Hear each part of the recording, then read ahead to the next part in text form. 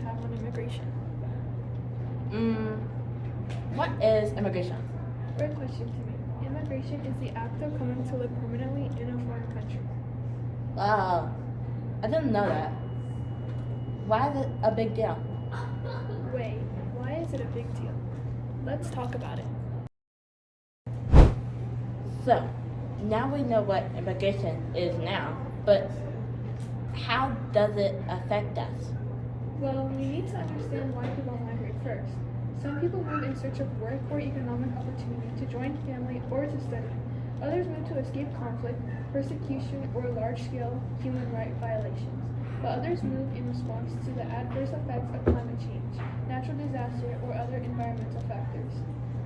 Well, man, that's like a lot of reasons. Yes, it is. With all this moving, diverse perspectives are created that enable groups to search a wider space of solutions to their problems. But it can also lead to more differences in opinions and beliefs, like politics, for example. This can affect ballots or even voting, especially when candidates are in opposing parties or with different beliefs. I see. So what are the causes and effects of these different beliefs, ideologies on politics, society, or even culture? Another great question to me. There are two different types of immigrants. According to Cato.org, an American libertarian think tank headquarters, there is high-skilled, who are usually college-educated immigrants, and low-skilled, non-college educated immigrants. Yet they both affect the labor markets and economy differently, and they have different effects on the votes of U.S. citizens, allowing the diverse effects of high and low-skilled immigrants on voting outcomes, which depends on the economic and demographic characteristics of the receiving country, can be an effect of these different beliefs or ideologies on politics. Now for society, the voting results for who rules society itself can be in effect, with immigrant voters voting how they choose. And for culture, the beliefs of one or another person can affect the voting results, as well as social norms with whatever is thought in said culture. Okay, wait. That makes me think about my beliefs. What if I want new ones if I move? Whether outside the U.S. or inside, there will always be different values because of the diversity in the world by immigration. Forced or not, when people move, their values and beliefs may either go with them or perish. So ultimately, it's up to you to me. Any other questions to me? Yeah. Now that we know how immigration affects us, did people ever fight for immigration? Of course, the impact reform movements had on the struggle for greater civil rights and liberties paved the way for today's world. Take the Immigration Reform Act that was passed in 1986, for example.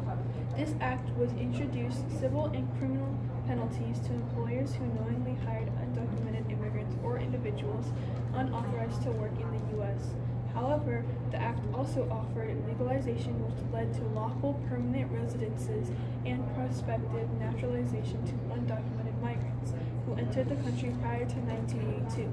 Farm workers who could validate at least 90 days of employment also qualified for lawful permanent residency. What happened to the people who couldn't get validated and the employers who hired undocumented immigrants? An estimated 3 million individuals gained legal status through IRCA, securing economic and social opportunities as legal residents of the United States and gaining protection from deportation. In an effort to halt unlawful crossings and unauthorized workers, the IRCA also approved increased border security resources, including higher budgets for the Border Patrol and Department of Labor. Employees who failed to document 1 through 9 forms upon inspection were charged with warnings, fines, or criminal proceedings. Yeesh. Speaking of civil rights, are there any civil rights activists or immigrant groups that helped immigration policies evolve? Yes, from the looks of civil rights activists, Cesar Chavez and MLK are perfect examples. Cesar Chavez fought for the rights of Mexican-American farm workers, including immigrants, in the U.S. to help people who are exploited by their employees. Meanwhile, Martin Luther King Jr. fought for the rights of African Americans in the U.S. for equal rights among all people and integration, because of slavery, which could be considered a forceful migration. These two men got a lot done for people who were oppressed. They both held boycotts and marches, and although some things didn't work out, they made everlasting impacts to help the progression of civil rights and immigrant groups, to help us see a variety of historical and cultural events to look back on and proceed with our own perspectives. Sorry, Timmy, the school closed down, but I can still answer a few of your questions while we're on our way home. Well, man, that's a lot. Are there any current issues that happen with immigration despite all this activism and awareness? Yes, unfortunately, a constant recurring issue in our society are the injustices that immigrants or people of color face on a daily basis in everyday life. According to KFF.org, a trusted source for news, health, and polls discusses Asian hate crimes committed during the pandemic. Ever since the pandemic started, there has been a rise in Asian hate crimes. People have yelled slurs and things along the lines of, "Go back to your country," or "We don't want you here," to even "Speak our language, English."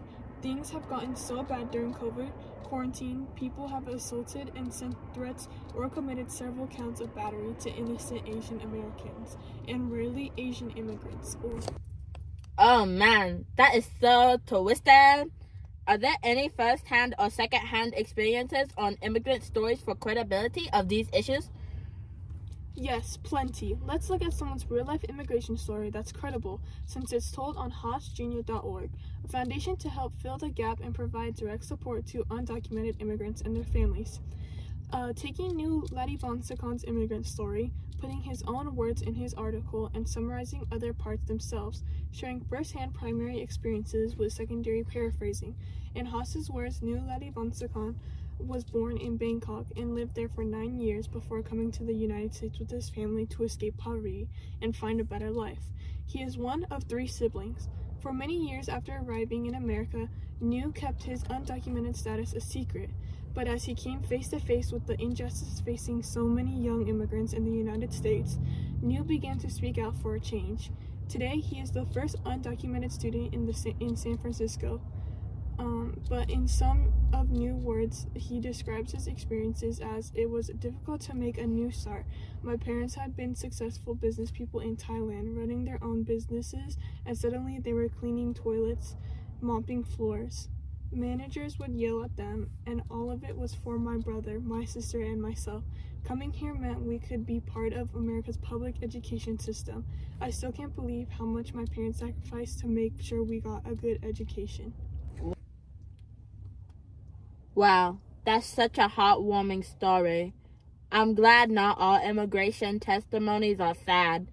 This story made me think of how the media portrays immigrants. Do you have any opinions on that? On anti-immigrant stance, the clearest articulation can be found in the British press. They use language like terrorists and shams that criminalize migrants who often cross borders in vulnerable circumstances. It has also shown that there are several studies of evidence for positive correlation between media coverage and attitudes towards migrants, and also shows the rise of anti-immigrant sentiment. On the immigrant side, there is also a newspaper by the United Kingdom called Migrant Voice, which is run and led by migrants. Another independent website called Migrant Solidarity in Calais is ran by a group of people in France who documents the daily abuses of the refugees by the French police, but also provides legal advice and information on their rights. Creating an inclusive public sphere helps the migrants be able to share their opinions and be heard by the people. Besides these countries, a lot of international countries are also addressing the link between the public opinion about migrants and the media.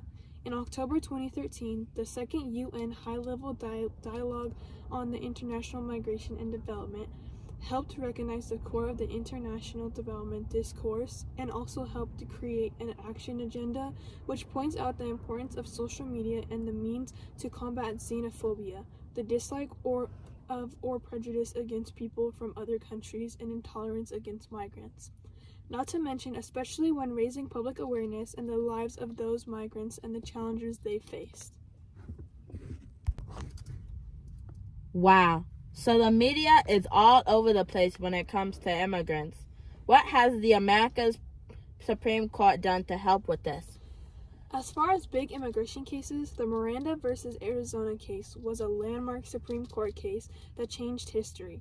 In 1966, Ernesto Miranda was a Mexican immigrant who confessed to crimes of rape and attempt to kidnap. However, he sought to suppress his confession because he was not told about his right to counsel or his right to remain silent. Fast forward, the case is won, and all police must inform the suspects of their rights before questioning them. This aided in a better chance for people who may or may not have committed crimes that they have been accused of. Another big case is Mapp versus Ohio.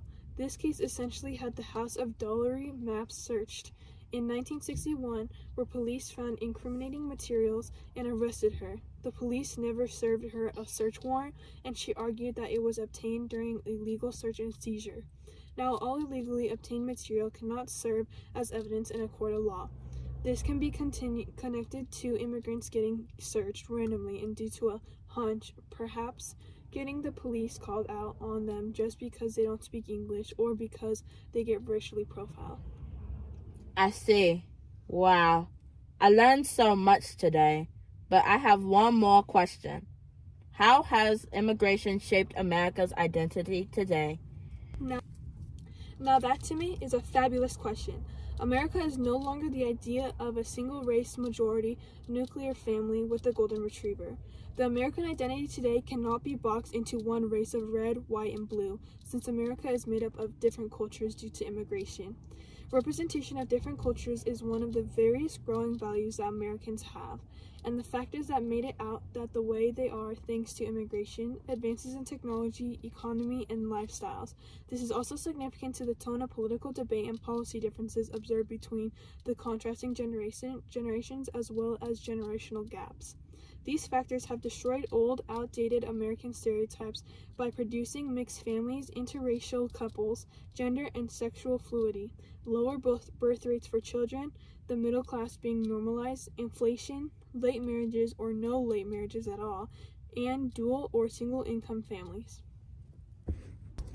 Thank you guys so much for watching this video of Puppet History on immigration. Make sure to like and subscribe and tune in to the next episode.